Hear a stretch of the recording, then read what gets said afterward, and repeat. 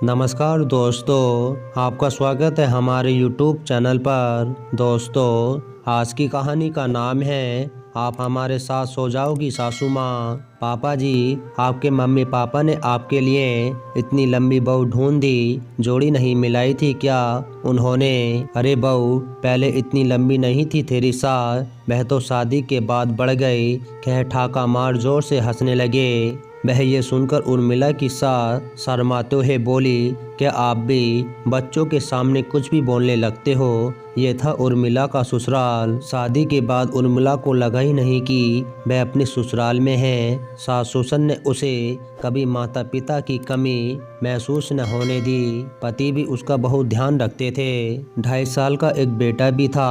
उनका घर का माहौल हमेशा खुशियां भरा रहता। सास ससुर एक दूसरों का बहुत ख्याल रखते थे। वह तो कई बार अपनी सास को छेड़ते हुए कहती भी कि देखो ना मम्मी, पापा तो आप पर इस उम्र में भी लट्टू रहते हैं, 1 मिनट के लिए आपको अकेला नहीं छोड़ते तो जमाने में क्या हाल होता होगा। ये सुनकर उसकी सास कहती, अरे पगली, उस समय घर परिवार काम धंधे से कहाँ फुर्सत थी। पहले तो हम अपने सास ससुर के सामने घूंघट में ही रहते थे, जी भर कर देख भी नहीं पाते थे एक दूसरे को। जब थोड़ी जिम्मेदारियों का बोझ कम हुआ है तो एक दूसरों को समय दे पाते हैं। सच जीवन का ये एक बहुत ही अच्छा पड़ाव है। लेकिन खुशियाँ कब किसकी सगी हुई हैं। एक रात उर्मिला के ससुर को हार्ट अटैक आ गया।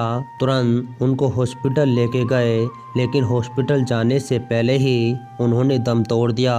किसी को समझ में नहीं आ रहा था कि ये क्या हो गया। सबका रो रो कर बुरा हाल था। उर्मिला की सास कई बार बेहोश भी हो चुकी थी। उर्मिला किसी तरह अपनी सास व ननंद को संभाल रही थी, लेकिन ये ऐसा समय होता है कि धीरज व शब्द भी साथ छोड़ देते हैं। 13वीं तक तो घर में रिश्तेदारों व पड़ोसियों का आना जाना लगा रहा। कोई भी उसकी सास को अकेला न छोड़ता। 13वीं के बाद सभी रिश्तेदार चले गए। उर्मिला की ननंद को भी जाना पड़ा, क्योंकि उसका भी घर परिवार व बच्चों का स्कूल था। उसके पति ने अपनी बुआ को कुछ दिनों के लिए रोक लिया, जैसे कि मम्मी एकदम अकेली ना हो। उर्मिला एक पल अपनी सास को अकेला ना छोड़ती। जब वह काम करती तो बुआ सास व अपने बेटे को उनके पास छोड़ देती, जिससे कि वे अकेलापन महसूस न करें। 1.5 महीने बाद बुआ भी चली गई। उनके जाने के बाद उसके पति उसे समझाते हुए कहा, उर्मिला, मम्मी को अकेले मत छोड़ना, काम चाहे बाद में कर लेना।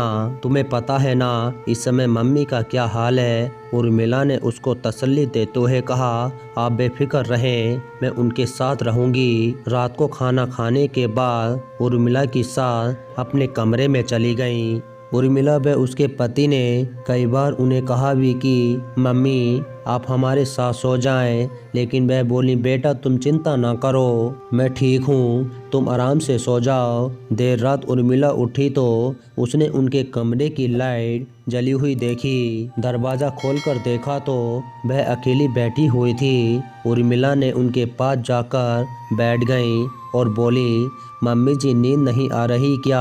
पापा की याद आ रही है? ये सुन उनकी आंखों से आंसू निकल गए। उर्मिला ने उनका हाथ पकड़कर और बोली, मम्मी जी, आप हमारे साथ हमारे कमरे में सोओगी। मैं आपको इस कदर यहाँ अकेला नहीं छोड़ सकती। ये सुन वह बोली, नहीं बहू, मैं ठीक हूँ, कुछ दिनों में इस अकेलेपन की आदत पड़ जाएगी और क्या अच्छा लगेगा मैं तेरे और विशाल के साथ कमरे में सोऊं। मम्मी, कैसी बातें कर रही हो आप? हम आपके बच्चे हैं। ये समय ऐसी बातें सोचने का नहीं है। क्या आपको लगता है कि आप यहाँ परेशान रहेंगे और हम वहाँ चैन से सो जाएंगे? नहीं मम्मी, आपको हमारे साथ चलना ही होगा। बच्चे जैसी जिद मत करो बहू। मम्मी, उर्मिला सही जिद कर रही है और हम सब के बीच आप अकेला रहो तो फिर हमारे होने का क्या मतलब। उठो, अब हम आपकी एक नहीं सुनेंगे। ये कह दोनों उन्हें अपने साथ ले गए। उर्मिला को छोटे चिंटू को ज़्यादा समय अपनी सास के पास छोड़ देती। चिंटू अपनी दादी के साथ खूब खेल कूद करता।